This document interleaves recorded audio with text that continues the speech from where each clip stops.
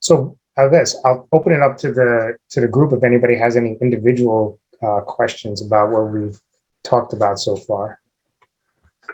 Vina, hi. Thank you Hi, so much Mike. for going through that. I was just curious, you talked a bit about the current market cycle. I was just curious how your underwriting has evolved, if at all. You talked about going up in quality in terms of tenants and things like that, but as far as your assumptions on the underwriting.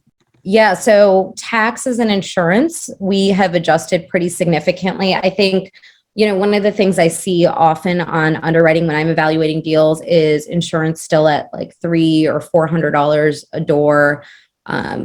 Especially given the storms that happened just last year, we're already seeing an increase. Last year, we saw a 30% increase from the year prior.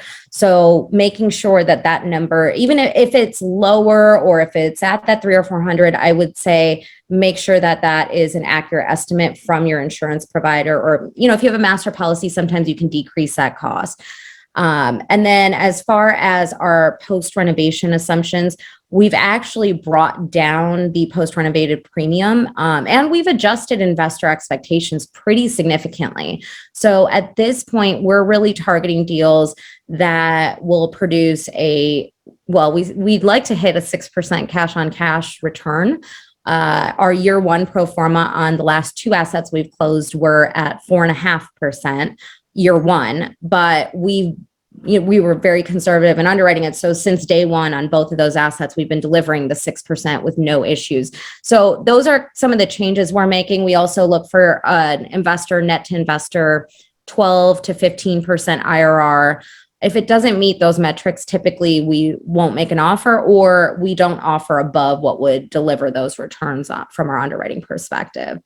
I'm trying to think what other changes we've been making. We've been actually seeing a lot of demand for workspaces in our assets. So because our tenant base is very strong, a lot of them do or can work from home. So they're demanding more like little nooks and crannies to be able to work from home when it's not all cramped up in the apartment. We also are seeing much more activity on our amenities than we did before. And again, that's just more of a function of everybody's kind of at home, not doing a lot. And I think too, we've had a big shift. This isn't underwriting specific, but we've had a big shift to more community building from a virtual perspective. So since he dropped off, so he won't even hear me, but he can watch the recording, right? So we've seen definitely some shifts on our underwriting, but I would say that a lot of it is with targeting the assets that we target. And so our return projections are just lower because they're more low risk assets. Do you, your deals, I guess, do you have like a certain profile of investor and then maybe target a specific deal to them? For instance, like, maybe some people are looking for more cash, or some people are looking, to wait, they'll wait 5 or 6, 7 years for a larger return. Yeah, so I don't target our deals to specific investors. I would say the vast majority of our investors kind of have the same buy box, same criteria. We do a lot of investor education. So we raise a lot of our capital in between our deals.